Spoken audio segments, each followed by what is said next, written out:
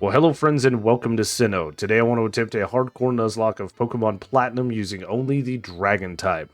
A type that is considered very strong, to the point where Game Freak introduced a whole new type in Generation 6 just to counteract it, the Fairy type. The Fairy type was part of a balancing act and I love the addition, but I also have a disagreement with Dragon types being so powerful. Most of the dragons available to us are quad weak to ice type moves, and I know the ice type is not a great type, it's Game Freak's least favorite, it's their redheaded stepchild, but the ice type moves are available to most water types, and most water types are very, very powerful on the special side and can hit like a truck with ice type moves. So, this run is going to be very fun and interesting considering the addition of the Fang moves, the elemental punches, the physical special split, things like that are going to make this run very interesting. Dragons are powerful, sure, but can they beat the entirety of Sinnoh? There are technically 12 dragons available to us in the Sinnoh decks. Now, 6 of those dragons are legendaries, 3 of them are from Hoenn, the Latios, Latias, and Rayquaza. The other 3 are from Sinnoh, Dialga, Palkia, and of course Giratina. I don't use legendaries in my run, at least not box legendaries, so we're not going to use any legendary dragons in this run, but I think it would be fun to play with the 6 legendaries at some point, so I'm writing it on the list. The other 6 are the Dratini line, Kingdra, Flygon, Altaria, the Bagon line, and of course the Gible line. Of those 6 Pokemon, technically only 2 are available to us in this game. Gible can be found in the Wayward Cave after the 2nd gym, and then Swablu can be found on Route 210 after the 5th gym. The other 4 Pokemon are post-game only. Dratini and Horsey can be caught only after getting the Super Rod. Horsey can be found on Route 226, and Dratini can be found in Mount Coronet. Vibrava is not available in Platinum. It is a Diamond and Pearl only Pokemon on Route 228 with the Poke Radar, and Bagon is on Route 210 with the Poke Radar as well. Now, of course, none of these starters are Dragon types, we know that, so I use the Universal Pokemon Randomizer to change the Chimchar line into Gible, which would be the first Pokemon that we could find in Wayward Cave. I don't want to wait till the end of the 2nd gym to get it, so this is going to give us a Gible, and this is going to give our rival the Piplup, which I think is the biggest challenge for us. Really, none of the starters are going to be a challenge no matter which one our rival got. You are seeing a technical reset here. You'll notice the attempts have changed. I lost to the rival, and I know that this run doesn't start until we get the Pokeballs, but looking at the Gible that we had, it had a 4 in IV for attack and like a 2 in speed, so I just reset. This one has a 30 in attack, and I can't remember what the speed is, and I forgot to take a picture of it, or a screenshot rather, so we're just going to go with it. We of course nicknamed our rival Algorithm because we are trying to beat the Algorithm both in-game and in real life. As I said moments ago, I don't think the rival in-game is going to be that difficult, and it is of course a solo mission. The real-life Algorithm, though, is very difficult to beat. It requires constant work each and every week, and it is not a solo mission. I need your help. You can help me defeat the Algorithm by liking this video, commenting on this video, hitting the notification bell, subscribing to the channel, sharing this video with anybody you deem fit. Any and all interactions with the channel helps out a ton.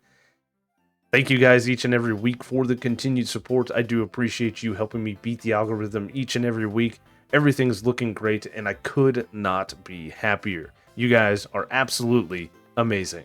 And let's meet our starter here, Susie, the Gible, with a hasty plus speed and minus defense nature. That nature is great, we want some plus speed. Sandveil ability is great. This Pokemon is all the way around a good Pokemon. You guys know it, I know it. Its quad weakness to ice sucks, but we'll take it. The Pokewatch dude wants me to find 3 clowns. 3 clowns? I'm walking through this town and they all look like clowns. You look like a clown, you look like a clown, they're all clowns. I mean, technically this guy is the clown that we're looking for, but you get my point. Y'all are clowns. Now, it is weird to me, and I've mentioned this before because of a little bit of OCD, that Coupon 1 is right after the Pokemon Center, but then if you go running around the main Dragon Jubilife, that's Coupon number 3 up there, and this is Coupon 2 right here. I don't know why they're in that order. It doesn't make sense to me. It's okay though, it doesn't matter. I'm going to get them in the proper order, but sometimes I like to get them out of order just to generate comments, typically.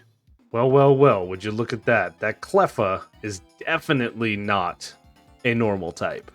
It's really a good thing that we didn't use the Cleffa line very much in our last run, right? We didn't use it in any major battles or anything.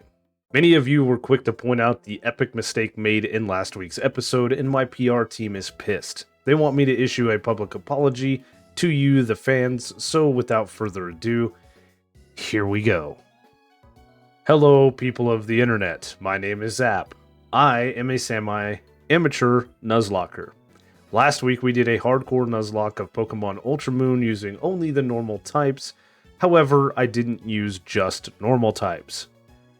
Game Freak decided to change some typings when they introduced the Fairy type. For 15 years, the Clefairy line was a normal type Pokemon, and I made an assumption that they kept their normal type just like the Jigglypuff line, where I was sorely mistaken. For that, I do apologize. I was not trying to get one over on the internet. I was merely just playing a game and not really paying attention. I did have the tunnel vision on, and as I look back at the clips, it was clear as day that the Clefairy was not an eligible encounter. That Nuzlocke, of course, has been stricken from the record. I will keep the video up just as a reminder of the stupidity that is me. At least, I used a normal adjacent Pokemon. I'm not like the Elite Four members of Gen 1 and Gen 2 using Dragon-type Pokemon that aren't Dragon-type Pokemon, or Ghost-type Pokemon that are really just Poison-type Pokemon. You know, an Onix that's not really Fighting-type. Those types of things. I at least used a Pokemon that was a normal type, and it's not a normal type anymore. I'm better than the Elite Four. As a matter of fact, they should just set me up as an Elite Four member. I don't know what the big fuss is about. What's that? Stick to the script. Sorry. I didn't write a script. I didn't write a public apology. I'm not apologizing. This is Game Freak's fault. Fans, I'm sorry. I'm not sorry. I did make an epic mistake, and I do apologize for that. Maybe we'll have to redo the normal type run later. Now, Susie learns Dragon Rage at level 7, and we're going to be able to take out Rourke very, very easy. What I forgot to mention a couple clips ago is, other than the Vibrava line, all of these Dragon-type Pokemon are available to us, albeit post-game. Since I've played through these games multiple times, I'm just going to give myself access to all 6 of the Pokemon so we can play with a team full of dragons. We would need a lot of RNG and double team strats to get through Crasher Wake. I don't want to do that, and I don't want to reset at the 5th gym, so I think giving myself a full team is going to be a much better option, and more fun for me. So let's meet Tommy the Dratini that has a Jolly plus speed and minus special attack nature. This is our next teammate, because we can catch it at level 15 on the 4th floor of Mount Coronet with the Super Rod. Commander Mars is pretty scary for this point in the game. We did teach Susie Rock Tomb to take out the Zubat. It doesn't one-shot. I believe that is a range. It doesn't matter. We're going to be able to get off another one and take it out. The Perugly is going to hit us with a priority fake out. It'll be nice to get off a Rock Tomb though, so that we have the speed advantage. And of course, having Tommy on the team is going to be a huge advantage because we can swap him in as we get low on health. Now, technically, Susie could solo this game with access to Earthquake so early after this 2nd gym, but having these other Pokemon on the team is just going to make things a little bit more fun, and we can do a little bit more strategizing going forward. We cross paths with Cyrus quite often throughout this game before we actually get to take him on in a Pokemon battle. I really don't care about Cyrus. I also don't care about the Dialga Palkia statue that's right here. After he leaves and we get done talking to the rival, what I care about is that right behind the statue is actually a Draco plate. That could be helpful in the future. Gardenia isn't going to be that difficult, and I actually lead Tommy in this battle. We are still relying pretty heavily on Dragon Rage, and most of these Dragon Pokemon don't get access to great moves until much later. Kinda sucks. Relying on a set damage move this late into the game, and I think we're going to have to rely on it quite a bit going forward. At least we can two-shot these Pokemon, and setting up a Reflect and a Safeguard is no big deal. It is a speed tie and we lose it there, getting hit with a very weak Magical Leaf, but we're sitting at decent health as the Roserade comes out. The biggest reason I led with Tommy in this battle is because of our Shed Skin ability, so I could hold an Oranberry and still not get paralyzed potentially. We do get hit with a Magical Leaf down to 19 HP, and another Dragon Rage takes out the Roserade, winning us the 2nd gym badge. Our next encounter is a Bagon that we named Angelica. It has a lonely plus attack and minus defense nature. Can you guys guess the name theme? I bet you can with the names that are present. We also have the first evolution on the team with Susie evolving into a Gabite. Now we need to take on Jupiter before we can head to get Earthquake, but this should be a relatively simple battle. Rock Tomb takes out the Zubat, and out comes Skunk Tank. This thing is scary, but Dragon Rage is doing a decent amount of damage. Critical hits from Night Slash is also very scary.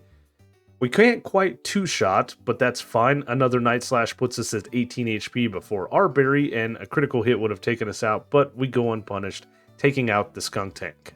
After the events of Eternal City, I've got a few things that I need to do, starting with getting the TM for Earthquake. It would be nice if these were reusable, because this is a great move for both Susie and a future Flygon, but Dig is an 80 base power move in this game, so I'm going to let that be what Flygon has, and give Earthquake to Susie. The next thing that we need to do is head back to Route 201 and use Thief on Wild Starlies. They have a 5% chance of having a held Yachi Berry, which has super effective Ice-type damage on our Pokemon, and I think they're going to be very important.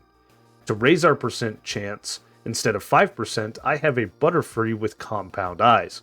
We caught a Caterpie in the Eterna Forest with a copy of Fire Red inserted into our DS. We evolved it into a Butterfree, and it has the Compound Eyes ability. This changes the percent chance from 5% to 20% that a wild Pokemon has its held item. We also have it fainted because Compound Eye still works, and this way Doof is technically in the lead, and we can just make this faster. We changed the odds from 1 in 5 or 1 in 20 to 1 in 5. Very big change. I also use save states on my very real DS here so that we don't use up the power points of Thief. We can just save, try a Thief. If the Starly doesn't have a Yachi Berry, we can just reload the save. This way we're not running back to the Pokemon Center and have to faint the Butterfree again. I know that this is not part of the Nuzlocke, but I wanted to show this off, that this is how you get Yachi Berries. This is the easiest way to do it. It didn't take a lot of legwork on my part, and I'm going to need quite a few Yachi Berries, so we've got to do what we've got to do. We don't need the Yachi Berries for the Fantina battle, but it was just simpler to head back to Route 201 where we were in storyline progression. Now we set up a Stealth Rock against the Duskull and then hit it with a Dragon Rage that we are still using. Rossberry cures off the Will-O-Wisp burn, and then 2 Dragon Rages are going to take out the Duskull, and the Future Sight failed. That is perfect. We don't have a good move going into this, so it's just Dragon Rage. Confuse Ray is very annoying, but we break through and we can hit the Haunter with a Dragon Rage after a Super Potion. We burned up both of her potions. We snap out of confusion and take the Haunter out. The Stealth Rocks do a little bit of damage, and this is where my plan comes in to play. We set up a Sandstorm to do a little bit of chip. Miss Magius can hit us very hard with a Shadow Ball, but we can do some decent damage, and we avoid a Confuse Ray because of our Sand Veil ability. After the Citrus Berry, we can take it out with another Dragon Rage because of all the chip. The only other plan I had here was Captivate, and I just didn't want to do that. We do get access to our next encounter, which is a Kingdra named Chucky. It has a hardy neutral nature, but its level is that of the level cap.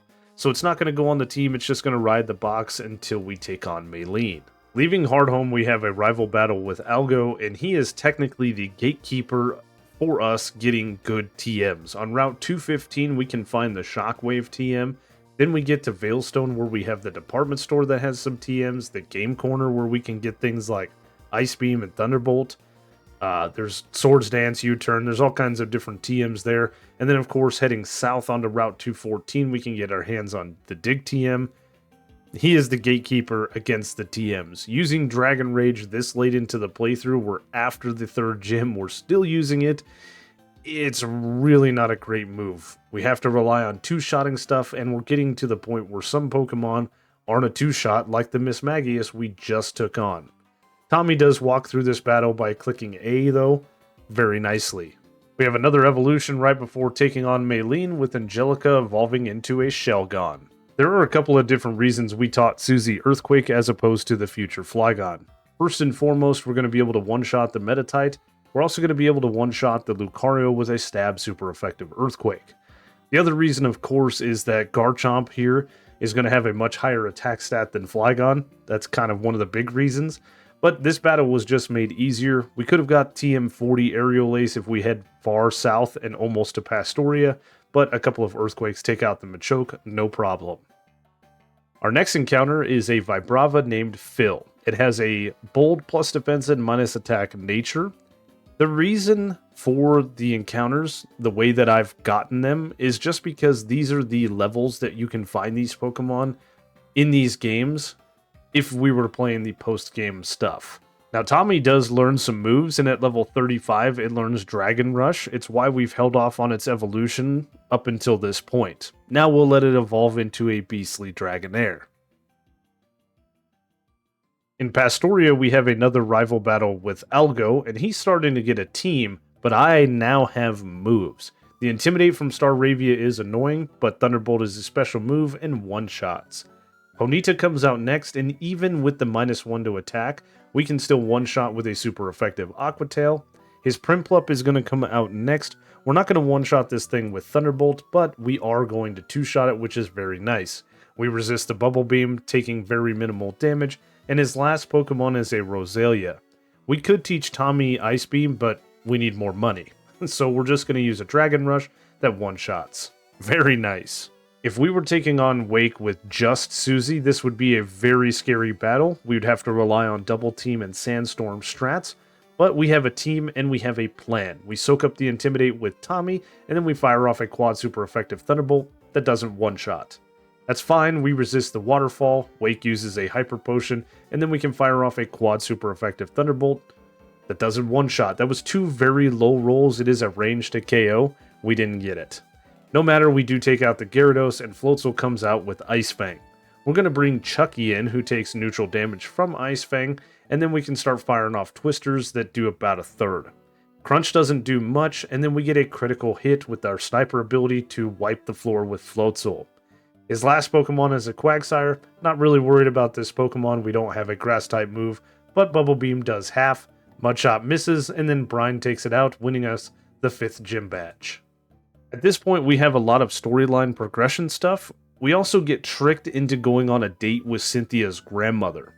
Very tricky Cynthia is. Getting tricked into a date is never good, but Cynthia's grandma can cook, and she also bakes. The old lady's also got a hell of a trimmer that'll make your toes curl backwards, if you know what I mean. Moving on. We get to battle Cyrus for the very first time after our date with Cynthia's grandma. His Sneasel is scary, but just goes for a Screech. We don't one-shot with a Dragon Rush, so it's a Hyper Potion, Dragon Rush to low red health, and then a Thunderbolt to take it out. Tommy is really becoming a very well-rounded Pokemon with some good coverage moves. Unfortunately, we don't one-shot the Golbat, and it does tag us with a Supersonic, so I'm going to need to swap out just because I don't want to deal with confusion. I don't know who to bring in, and ultimately decide to bring in Chucky. I don't have great moves. We didn't get Ice Beam yet, so we're just going to have to go for a Brine on the Golbat. We're going to have to spend some time at the game corner gambling with Looker to get our hands on some more coins. The Murkrow comes out. We hit this thing with a Bubble Beam that does well over half. It does heal up with a Citrus Berry, which is fine. We are going to get access to Surf right after this battle, which is a nice upgrade for Chucky. Whilst in Celestic Town, we can also grab the best item in the game, in my opinion, the Choice Specs. We're also going to grab the Wise Glasses and the Black Glasses at the different times of days, eventually. And then on Route 210, we catch our last encounter, a Swablu named Lil. Now this is a normal flying type. It drops its normal typing when we evolve it into an Altaria. And I know that the Bagon was also found on Route 210, but look, we got to do what we got to do for an interesting run. And immediately we evolved Lil into an Altaria so that it is a viable encounter. In Canalave City, we have another rival battle with Algo, and his team is fully evolved, but now we have some great moves. We can one-shot the Staraptor with a Thunderbolt. The Intimidate does matter in this battle because an Aqua Tail doesn't take out the Rapidash, but it just goes for a Tail Whip, which doesn't matter because we take it out with another Aqua Tail. This brings out Heracross, which is a little bit scary, but I'm going to swap into Susie. Susie also has some pretty decent moves, tanks a Night Slash on the swap-in, and then goes for an Aerial Ace that easily one-shots. Great. This brings out Empoleon. We have a couple of different options here. We could bring Tommy back in with Thunderbolt, or a Stab super effective Earthquake one-shots the Steel-type Pokemon. This brings us to level 38 before the Roserade comes out, and it is going to fall, of course, to a super effective aerial ace. Our rival is not very scary. And speaking of not very scary, Byron. With the choice specs and Surf, we can one-shot his entire team. Susie also could have come out here and swept Byron's team. The Steelix would have been a 2-shot with Earthquake, but the Bastiodon and the Magneton would have gone down to a single stab super effective Earthquake apiece. Choice spec Surf, though, also just click A and everybody goes away. Making our way to Snowpoint City, we have to traverse a blizzard, and this reminds me of a blizzard that hit in 1997 in the state that I live in. I actually walked in that blizzard because I didn't know any better and I didn't know what I was doing. What I did know, though, is to keep my feet dry because I didn't have the right shoes. You take plastic bags and you put them on over your socks in your shoes, and it'll help keep your feet dry. Just a little tidbit in case you wanted to know that. The last few battles that we've had have been relatively easy, but as we step into Snowpoint City, our next challenge is going to be that. A huge challenge. Candace and her ice types pose a huge threat to our predominantly quad-weak dragon-type team, so we have to come up with a great strategy, and we have to do some planning, as well as quite a bit of EV training for a specific Pokemon. With a bunch of EV training, some gambling, and a TM in our pocket, as well as some Yachi berries, I think we're ready to take on Candace. The plan is to lead Lil. Now, a priority Ice Shard I completely forgot about. Luckily, we didn't get crit there, and a Choice Specs boosted super effective Flamethrower takes out the Sneasel. This is our plan. Frostlass is baited out next, and we barely outspeed this thing, and we can one-shot. That's it. Game over. We win. The Frostlass was the biggest problem. The Abomasnow sets up the Hail, which is a little bit annoying, but a quad super effective Choice Specs Flamethrower takes it out. The last Pokemon, of course, is a Piloswine, which we get a little bit of chip from the Hail, but we can one-shot this thing with a Flamethrower.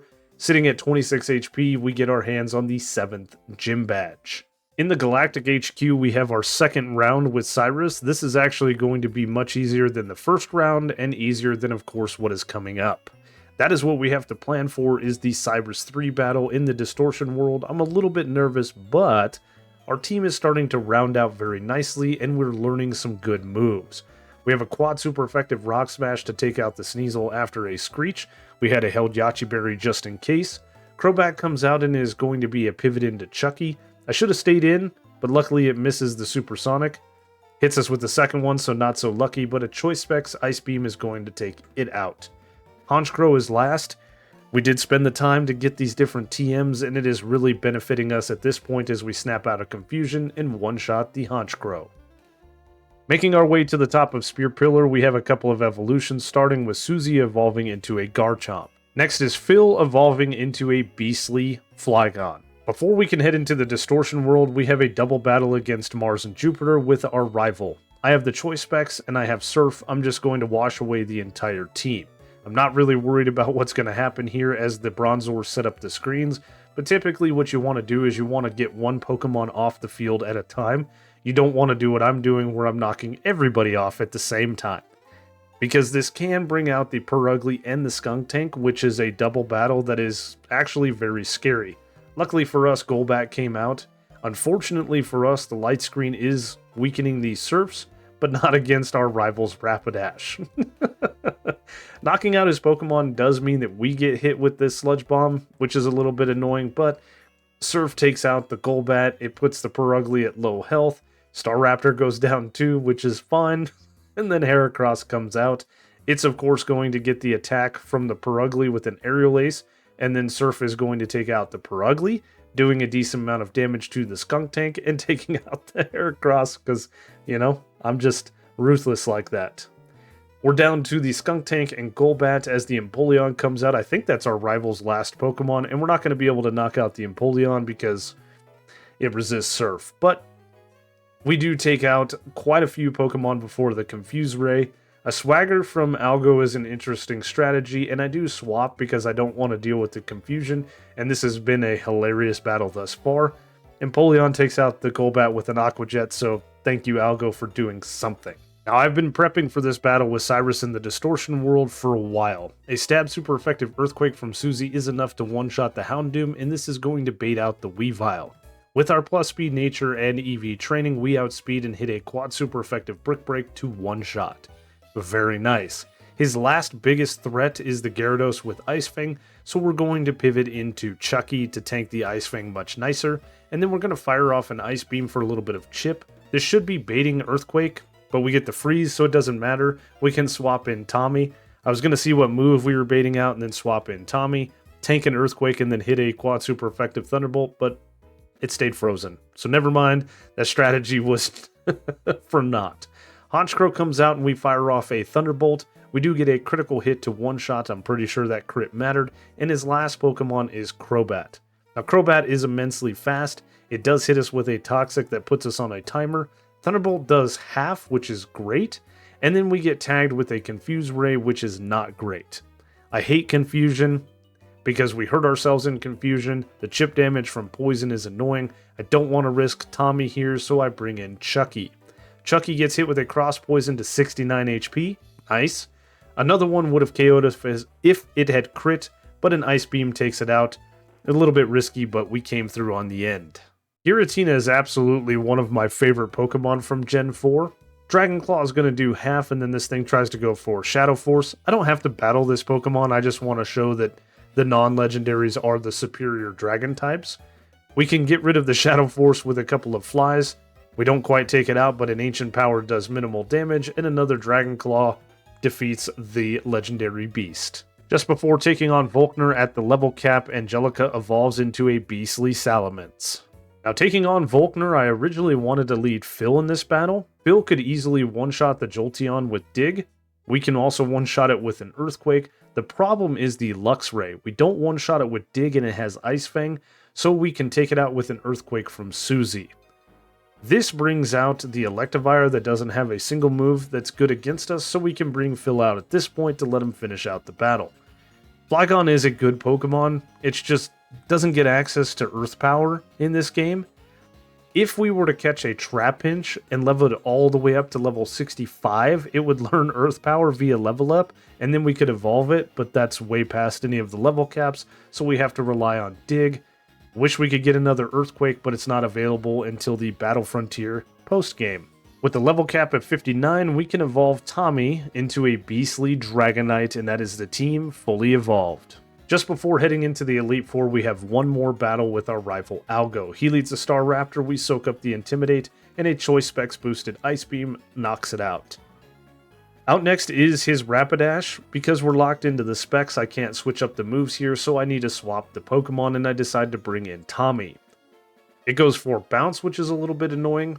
We've changed up our movesets just a little bit at this point. We, of course, get paralyzed, so it goes for Bounce again, which is a little bit annoying. We're just doing some chip, and we can finally hit it with a Waterfall that one-shots. Very nice. Tommy has been a great Pokemon. Heracross comes out. Really don't have any super effective moves since I got rid of Aerial Ace, but we should probably swap because we're paralyzed, and why not just bring in Angelica? Doesn't have Fly. We can tank the Rock Slide on the swap in very nicely. I didn't know it was going to go for that. And then we can just go for a Fire Fang that knocks out the Heracross. Okay. Snorlax then comes out. It is definitely a swap into Suzy that has Brick Break. We're going to swap into a Body Slam that gets the Paralyze. We still outspeed because Garchomp is a beast, and Brick Break does a bunch. Body Slam brings us to half, and then we knock out the Snorlax with one more Brick Break. Next out is Empoleon. We stay in and tank a Brine down to 65 HP before a Stab super effective Earthquake takes out the Empoleon. We were never dead to a crit there, so it doesn't matter. His last Pokemon is a Roserade. Don't want to stay in with Suzy being at such low health, so we're going to bring in Lil on a Giga Drain that is going to do minimal damage, and then we can fire off a Flamethrower to take out the Roserade, and that is the last time we have to battle our rival. Well, it didn't quite one-shot, no matter, a second Flamethrower, and that is the last time we have to battle our rival. And here is the team leveled up and ready to take on the Elite Four. Lil, the Altaria with Dragon Pulse, Flamethrower, Toxic, and Ominous Wind. Next up is Suzy, our starter, the Garchomp with Earthquake, Dragon Claw, Brick Break, and Rock Slide. Tommy the Dragonite with Dragon Rush, Ice Punch, Thunder Punch, and Waterfall. Chucky the Kingdra with Surf, Ice Beam, Dragon Pulse, and Rain Dance. Angelica the Salamence with Crunch, Zen Headbutt, Firefang, and Thunderfang. And last but certainly not least is Phil the Flygon with Dragon Claw, Dig, Stone Edge, and U-Turn. First up for the Elite Four is Aaron and his Bug-type Pokemon, typically easy because of the level advantage that we have. A Specs-boosted Flamethrower from Lil does one-shot the Yanmega, and this of course is going to bait out the Drapion that has Ice Fang. This is not a Bug-type, it's a Dark Poison type, so we're going to pivot into Suzy, that gets hit with an Ice Fang, but it is weakened from the held Yachi Berry. A stab super effective Earthquake then shakes the Drapion to death, and that is the biggest threat on Aaron's team gone. As he brings out his Heracross, it is going to be a swap back into Lil so we can fire off more Specs boosted Flamethrowers. We get hit with a Mega Horn on the swap in, does minimal damage, and then Flamethrower one-shots the Heracross. As the Vespiquen comes out, we are going to one-shot it with the Flamethrower, but a thought crosses my mind. We could have brought it like Angelica in with Firefang to do some damage here. So when the Scizor comes out, I decide to do just that. I bring in Angelica. I don't know why I did this, I just wanted it to do a little bit. As we tank a very nice Iron Head, the Intimidate helped there, and a quad super effective Firefang takes out the Scizor. The lead against Bertha and her ground types is Tommy. We don't have a grass type move, but Dragon Rush does massive amount of damage to the Whiscash as it sets up the Sandstorm. A full restore from Bertha is predicted, and I swap it up for a Waterfall that does right at half. I don't think we can two-shot this with the damage that we did from Waterfall, so I switch it for a Dragon Rush that knocks out the Whiscash. I do have Tommy with the Expert Belt here, Waterfall, and Ice Punch to take out her team. The Gliscor is the only Pokemon I'm quote-unquote worried about. Golem goes down to a single Waterfall. Rhyperior is then out next. It also is going to fall to a quad super effective Waterfall. Despite these Pokemon being very defensively bulky, they are quad weak. Gliscor finally comes out, and we're going to knock this thing out with a quad super effective Ice Punch, and this just leaves her Hippowdon. Now, Hippowdon does have Stone Edge. I'm a little bit worried about that, so we're going to swap into Chucky here, but it just goes for a Yawn. Okay. Expects boosted Surf does take out the Hippowdon, and Bertha was very easy. And speaking of easy, next up is Flint and his Fire-type Pokemon. With the Choice Specs and Surf from Chucky, we outspeed and one-shot his entire team. There's nothing else he can do, we just press A and we win. Even if his Pokemon could attack Chucky, none of them have moves that can do much damage. Kingdra is truly goated in my opinion until the introduction of Fairy types, with this Pokemon only being weak to Dragon. It's a great Pokemon. We one-shot everything. With the Speed EV investments, we outspeed everything. Sorry Flint, your team never stood a chance. Lucian's team, we had to do a little bit of planning. We lead Phil and hit a U-turn to knock out the Mr. Mime. We are going to bring in Angelica in hopes that we bait out the Gallade. It is probably his biggest threat. We do bait it out. It has Stone Edge, so we're going to pivot into Suzy here on a Stone Edge that we tank very nicely. A Stab Surf does a ton of damage to the Gallade, taking it down to red health, activating its Citrus Berry, pulling it out of healing range. Leaf Blade is decent, but doesn't do enough, and Earthquake takes it out. This is going to bring out the Bronzong, which is another huge threat. I believe this one has Levitate, so we bring Angelica back in. Bronzong is just going for a Calm Mind, which is a little bit scary, and we fire off a Fire Fang that doesn't one-shot, leaving it at low red health. A nasty little Psychic takes us to 110 HP before a full restore from Lucian, and then back-to-back Fire Fangs from Angelica take out the Bronzong.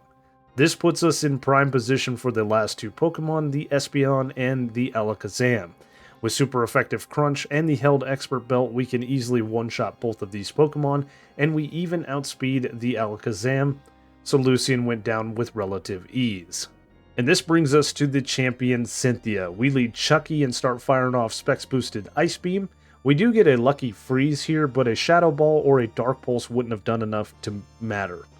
The reason we led with Chucky is we are baiting out the Garchomp, which we are going to outspeed and knock it out with a quad super effective Choice Specs boosted Ice Beam. The hugest threat on her team is now gone. Melodic does have Mirror Coat, which I think it's going for, so we swap into Tommy, which it does go for Mirror Coat, and then Thunder Punch does over half. An Ice Beam that is quad super effective is weakened because of our Yachi Berry. A critical hit still would have taken us out. I didn't know that.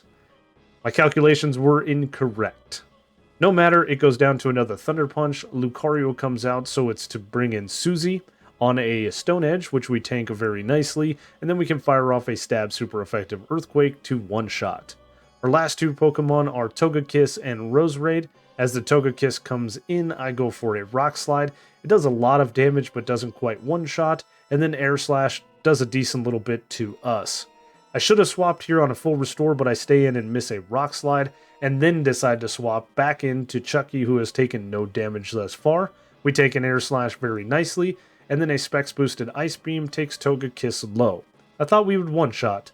We risk a crit here sitting at 32 HP as we take out the Togekiss, but we're primed up for the Roserade that we can easily one-shot with a Choice Specs boosted super effective Ice Beam, winning us the champion battle, winning us the run. That crit didn't matter.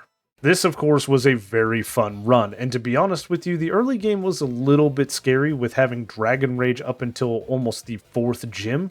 Made things a little bit rough, but we got through. This team was absolutely amazing, and once we got our hands on some moves, really nobody in Sinnoh stood a chance. Proving that Dragon types are very, very strong, and if you know how to plan for things, really any Pokemon is strong, right? We've used a lot of different Pokemon in these games that other people haven't, and found some hidden gems like Pachirisu, but these Pokemon we knew were going to be very beastly. If you haven't guessed by now, the name theme of course is the Rugrats. Tommy, Chucky, Phil, Lil, Angelica, Suzy. It was a relatively easy name theme, maybe, for some. No matter, I hope you guys enjoyed this episode. If you did and you've made it this far, you know the routine. Leave a like, leave a comment, consider subscribing. Check that out. See if you're subscribed, if you're coming back each and every week. If you're not, please. Cost you nothing and it helps out a ton. As always, I hope you guys enjoyed the video. Thank you so much for watching, and I will see you on the next one.